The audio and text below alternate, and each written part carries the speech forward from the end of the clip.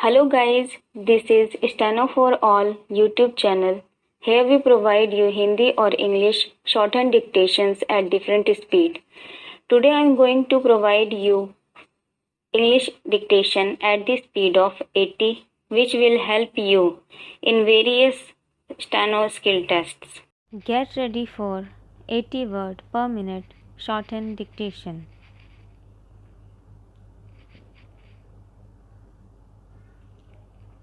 Start. The United Nations commemorated its 75th anniversary on September 21, 2020 by adopting a declaration. The anniversary comes at a time when the world is witnessing a retreat from multilateralism. It has faces an unprecedented pandemic. In his address to the UN on September 22, the UN Secretary General called the pandemic the fifth horseman. No one could have predicted it. It has also brought in its wake the deepest recession the world has been since the 1930s. This has made it more difficult to achieve the Sustainable Development Goals (SDGs) the UN had adopted. The Secretary General said the world is careening off track in achieving the SDGs. Challenge to multilateralism. The challenge to multilateralism is coming not from the have nots but the main stakeholders of the system. The US is not alone in withdrawing from multilateralism. Brexit has shown that nationalism remains strong in Europe. It has delivered a blow to the idea of Europe united and whole. Nevertheless, the most important development is the position of the US. As French President Emmanuel Macron remarked in his speech at the UN General Assembly, the US, which created the international system as we know today, is no longer willing to be its guarantor of last resort. US President Donald Trump stressed America first in his speech and suggested that others too should put their countries first. China has stepped in to take advantage of the West's retreat from multilateralism.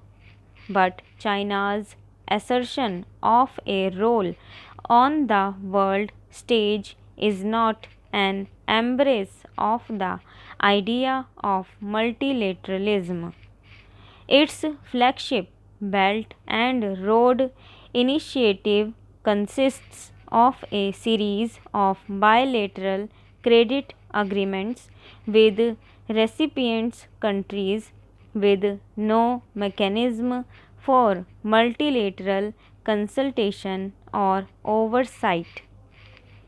Curiously, President Xi Jinping's speech at the UN General Assembly did not mention it.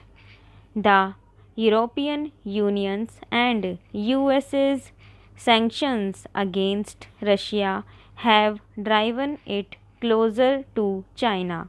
The rift between the permanent members of the Security Council has already started affecting the work of the UN Security Council. The speeches at the regular session of the UN General Assembly on September 22 brought out the clashing perspectives of the US and China.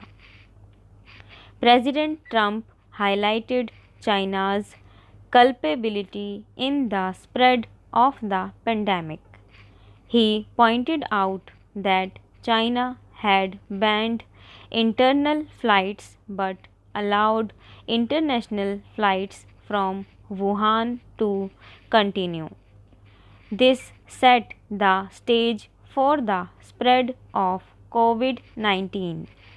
The World Health Organization also failed to provide early warnings. President Xi's speech sought to project the fight against COVID 19 as a matter of collective responsibility of the international community.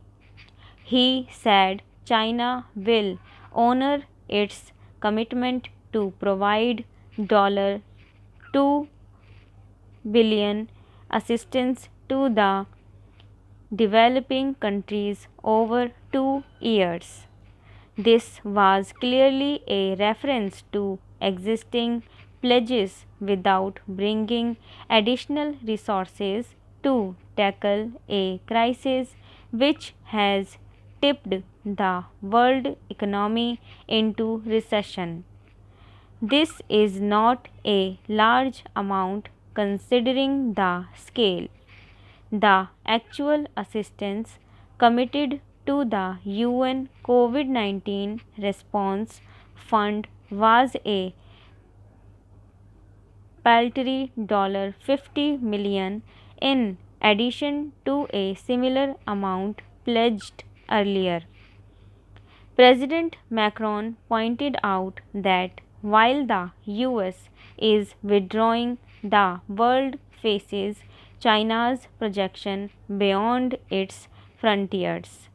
He also highlighted problems nearer home posed by Turkey's intervention in Syria, Libya, and the Eastern Mediterranean, which is a breach of international law.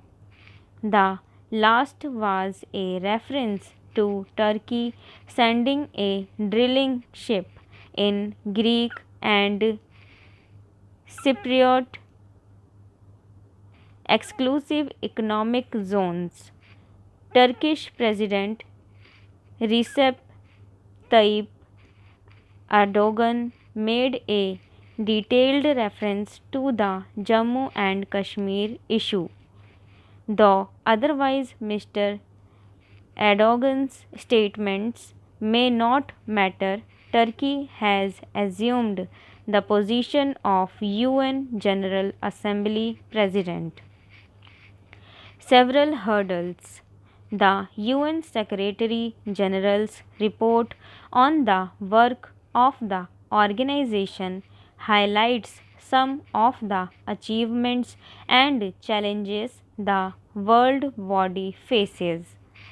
Over 40 UN political missions and peacekeeping operations engage 95,000 troops, police, and civil personnel. To be effective, they have to be put on a sound financial basis. The UN peacekeeping budget, a little over $8 billion, is a small fraction of the $1.9 trillion military expenditure governments made in 2019. Yet it suffers from a paucity of resources. There was an outstanding assessed contribution of $1.7 billion for peacekeeping activities by the end of the financial year. Similarly, there was an outstanding $711 million in the assessed contribution for the general budget. Most of the humanitarian assistance, developmental work, and budgets of the specialized agencies are based on voluntary contributions. There are calls for increasing public private partnerships. This is not a satisfactory arrangement. The UN provides public goods in terms of peace and development, often in remote parts of the world. There may not be enough appetite on the part of corporations. The UN remains an intergovernmental body. Most world leaders spoke of climate change.